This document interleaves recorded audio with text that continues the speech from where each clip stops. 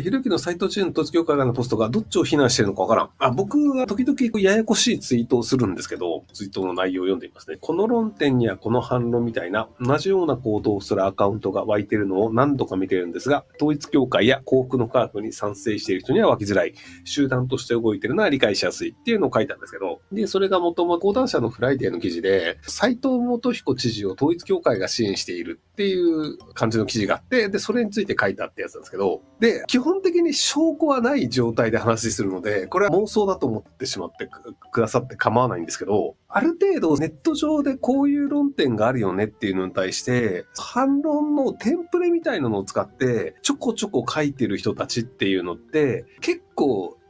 いらっしゃることがあるんですよ。で、その政治関係で割とそういう動きがあるよねというのをちょっと知り合いが言ってて、そういえばそうかなっていうので割と確認してみると、自民党でネットサポーターと言われてる人たちがネット上で結構強かった時期っていうのが初期の時代にあるんですよね。安倍さんかっこいいとか、麻生さんを麻生閣下と呼びしてみたいな感じで割となんかネット上でちょこちょこ言われていて、左派がすごいネット上で攻撃されてた時代っていうのがあったんですけど、そこら辺の自民党を強烈に支持している、あの当時ネトウヨという単語で言われたんですけど、で、あの当時のネトウヨと呼ばれている自民党を支持している人たちって、今ね、見ないんですよ。あの当時強烈な自民党支持者っていたんですけど、今ね、自民党を強烈に支持してる人っていないんですよね。で、そこを支持してる人が移った先が高市さんじゃないかなと思っていて、要するに岸田さんとかは支持してないんだけど、高市さんは支持すると。で、じゃあ高市さんがどうなのかって話なんですけど、岸田さんというのは統一教会のバッシングに関与していました。安倍さんは統一教会と仲良かったです。なので、統一教会と仲の良くない自民党の政治家は、ネットサポーターがつかないっていうのが観察上あるんですよ。これ証拠があるわけじゃないので、妄想だと思って聞き流してくださいで構わないんですけど、なので石破さんも基本的にその強烈なネトウヨの支持者はつかないと。で、高市さんって統一教会系のところに支持されていて、地元の統一教会の事務所に高市さんのポスターが貼ってあったりするんですよね。で、それはネトウヨさん的には、それ統一教会が勝手に貼っているだけで、別に高市さんが応援を依頼したわけでもないみたいなことを言うんですけど、少なくともその統一教会は高市さんを応援しているという事実はあるんですよ。で、高市さんって割と強烈なネトウヨ的な支持者多いんですよね。例えば前回アベマでも言ったんですけど、高市さんが通信傍受をするべきだっていうのをなんかどっかの講演会で言ったんですよ。高齢者の家を襲ったりとかっていうのをルフィと言われるような人がやった犯罪で、匿名の人たちが集団で集まってやるみたいなのが、連絡網とかテレグラムだったりとかっていう IT ツールが使われていますよと。で、その通信傍受をしたらそれの検挙が増えるんじゃないのみたいなことを高市さんが言ったんですけど、通信を傍受したとしても、メッセージの内容というのを複合することはできないんですよ、理論上は。すごいでかいバグとかない限り。バグがあったらとっとと直してしまうので、なのでテレグラムだったり、WhatsApp だったりとか、Facebook メッセンジャーとか、基本的には途中で通信傍受したとメッセージを見ることはできませんよ。っていうのを僕書いたんですよね、ツイッターに。そしたら案の定、テンプレ反論の人が湧いてくるんですよ。もし僕が技術的に間違ってるんだったら、こうやってできますっていう、やった証拠とか、こういう風にやるんですよっていうアルゴリズムとかっていうのを書いてくれれば、そうなんだ、僕間違えてたってわかるんですけど、高市さんの意図はそうじゃないんだとか、講義でいう通信傍受なんだとかっていうわけのわからない擁護をする人たちっていうかツイッターに湧いてきてたんですよね。また湧いてんなと思って、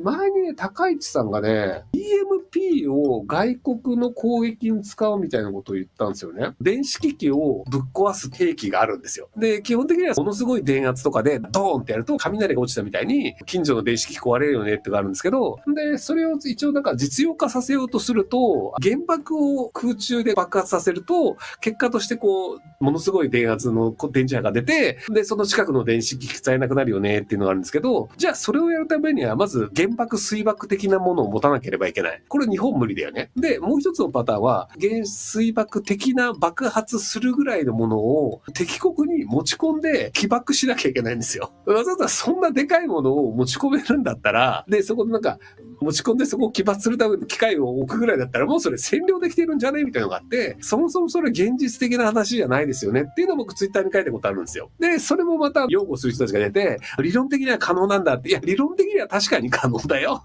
でも手荷物で原子力爆弾と同じようなレベルの爆発物持ち込むって、しかも戦争中の国でできないでしょっていう、至極当たり前の話を僕したつもりなんですけど、物理的にどうやるって話じゃなく反論が来るっていうのがあって、で、これが高市さんパターンね。で、ネット上で最近すごく伸びたよねと言われてる人っていうので、今回斉藤元彦さんが、マスメディアには叩かれていたけど、それをひっくり返すっていうのをネット上でやったっていうので、斉藤元彦さんが、統一教会幸福の科学的なところと組んでるかどうかというのは僕は組んでないと思うんです。ただ、現実問題、そういう人たちが応援した構造にはなってるんじゃないかなと思ってるんですよ。で、なんでそうなってるかっていうと、統一教会っていうのは一般的なマスメディアによって攻撃されている結果、誤解を受けているので、マスメディアを信用するべきではないというふうに信者の中では言っていると。これはオウム真理教とかもそうで、基本的には一般メディアから攻撃された宗教というのは、マスメディアというのは間違ったことを言ってるから、そういう情報を信じるべきではないっていうのを信者の中で出回るんですよ。で、それの良い例として斉藤元彦さんがちょうどポジションを取れたんだと思うんですよね。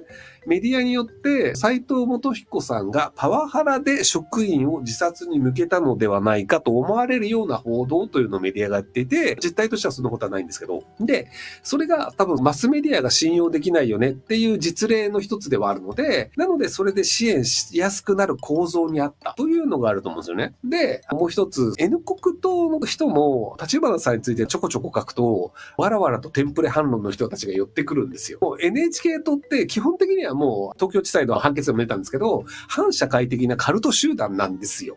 っていうのは、千代さんっていう人が反社会的なカルト集団である N 国党はっていうのを書いて、N 国党に訴えられて、名誉毀損で訴えられたんですけど、東京地裁で千代さん勝つっていう。言論の領域において、NHK から国民を守る党は、反社会的なカルト集団であるというのは、合法であるというのが出るくらいの組織なんですよ。当主が犯罪者で今執行猶予中だよね、みたいなことを書くと、やっぱね、わらわらと湧いてくるんですよ。っていうのがあって、確かね、立花さんね、幸福の科学の信者というか、信者登録はしてるって確か明言してるはずなんですよね。別に信じてはいないけども、信者としての登録はしてるみたいな、確かどっかで配信で言ってたと思うんですけど、これ勘違いだったらすいませんね。っていうのもあって、ちょっと前まで幸福の科学って、宗教団体ながら政治家を作ろうとしてたんですよね。あ、これ。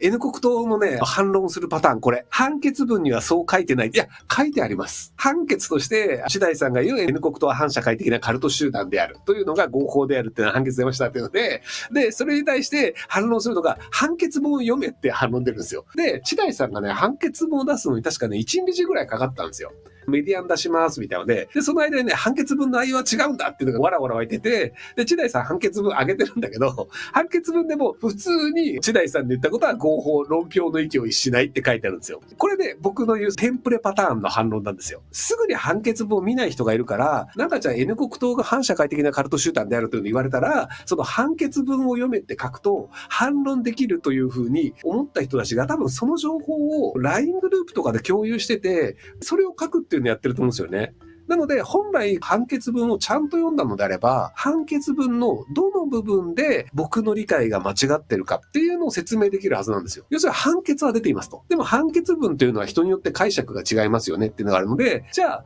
解釈の部分、どの部分が間違ってるのかっていうのを書けば、それは僕にとっても、解釈の部分間違えてたねっていうのであるんですけど、なぜかこういうテンプレ書く人って、必ずその判決文のどの部分がこういう意図であるとかって書かないんですよ。判決文と違うとか、判決を読みなさいっていうのを書くだけで、多くの人は、あれじゃあ判決文を見ると違うのかなと思って、それで自分の意見を止めてしまうとか、判決文の方が意図は違うんだっていうので誤解をしてしまうみたいなのを、割とね、これをね、集団でやりがちなんですよ。N 国党が正しくて、千代さんが間違ってる、東京地裁の判断を間違えてるっていうのであれば、それ判決文を引用して説明していただければっていうのをね、やらないんですよ。ちゃんと分かってる人に反論するのは難しいので、あんまり分かってないイメージで判断する人。例えばその僕が N 国党は反社会的なカルト集団であるというのを合法と言っているからそうなんだと思ってしまう人に、ひろゆきは信用できないとか、ひろゆきは間違えることもあるとか、判決文を読むと違うんだって書くと、あれそうなのかなって思っちゃうっていう形で人をコントロールしようとするっていう分かりやすい例書いていただいてありがとうございます。っていう感じで N 国党周りってやっぱり信者の人出やすいんですよね。で、次にはネット上で割と選挙で話題になった人っていういうのでいくと、石丸さんなんですけど、石丸さんも本人自覚してないんだと思うんですけど、石丸さんって統一教会の公式チャンネルのメインキャスターの人に応援してもらって、選挙カーの上に上げて応援演説してもらってるんですよね。で、あの人は統一教会の人から見ると、統一教会の公式チャンネルのメインキャスターだから、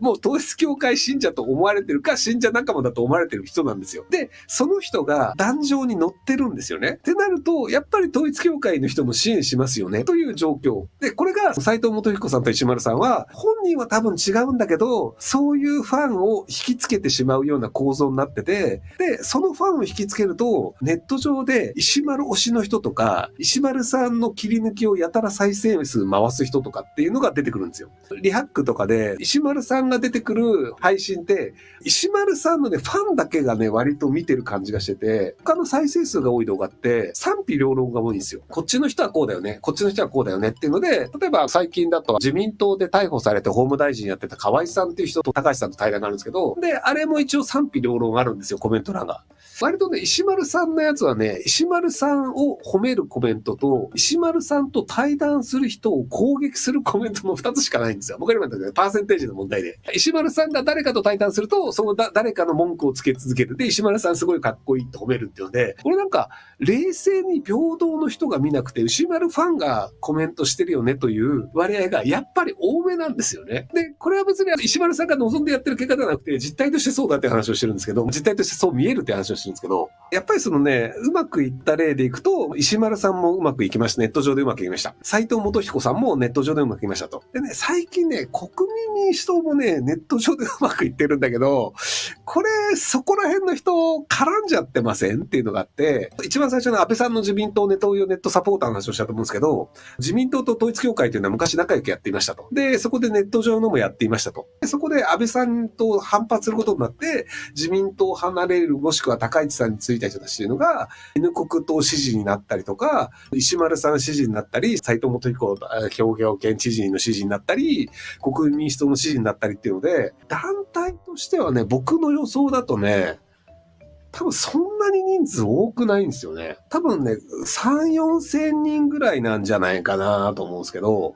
熱心に書く層っていうのは多分100とかそれぐらいで、この動画を見て再生数を回してくださいっていうのを多分信者ネットワークを使って回すっていうのがあるので、なのでね、大体同説がね、信者の人が支持してる系の番組の同説って1万を超えるんですけど、5万とかまで行くことがあんまりないんですよね。なのでなんかそれくらいが臨界点なのかなっていう、信者と信者の同意できる数の。なので、テレビの方に対しては影響を与えられないんですよ。テレビって100万人とか見てるので、例えばハガキを送りましたとかクレームを送りましたって言っても大した数ではないってなるんですけど、ネットだと結構コメント欄とかで圧倒できちゃうんですよね。20人ぐらいが頑張ってコメントしちゃうと、大体その動画のコメント欄の方向性ってコントロール可能なんですよ。生配信とかでも基本的にね、見てる人のね、10分の1ぐらいしかコメントってしないんですよ。そうするとじゃあ1万人ぐらい見るんだったら、100人コメントする人なんとか集めると、書いてる人が100人いて、50人がどちらかの派閥。で、他の人たちが一般人になると、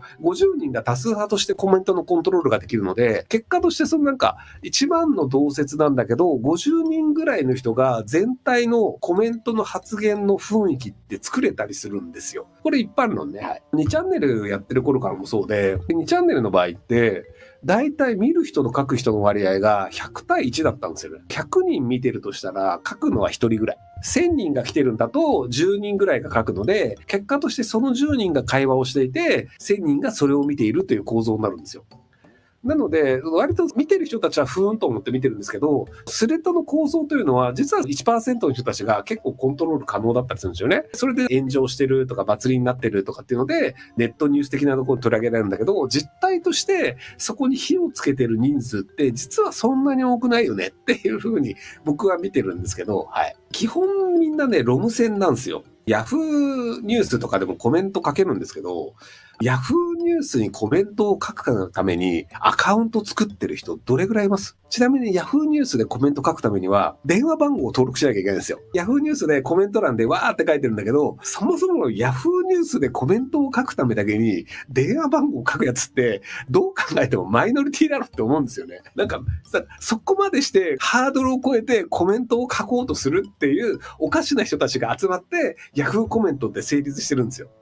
Yahoo オークションとか使っててアカウント持ってるっていう人も多少いるんですけど、基本的には Yahoo コメントってコメントすることに情熱をかけてる人たちっていうのがいたりするんですよね。そうすると暇なね、小道寺とか小道場とかニートとか、それなりに時間のある暇な人しかあんなとこにいないよねっていうのがあったりするので、コメントの方向性っていうのもどちらかというと、働いてない人か幸せになってない人の方向性が強いんですよ。Yahoo 知恵遅れとかもそうなんですけど、基本的にググれば正解があるのに、ググれない人たちっていうのが質問して、そこに対してググれない人たちが答えてるから、アホがアホな質問をして、バカな答えをアホがするっていう、ぐるぐると正解のないまま会話をし続けるっていうのが Yahoo 知恵袋なんですけど、でもこの方が、やっぱり PV 伸びるんですよ。正解書いちゃうと、それで誰もコメント書かなくなっちゃうじゃないですか。はい、これが正解ですって出ちゃうと。なので、基本的には正解を書かないでぐるぐる回すっていうのが大事だよね。なので、知恵遅れの人たちを回して、堂々巡りをしてる方が、結果としてはビジネスとしては儲かるよねっていう、すごく当たり前の話なんですけど。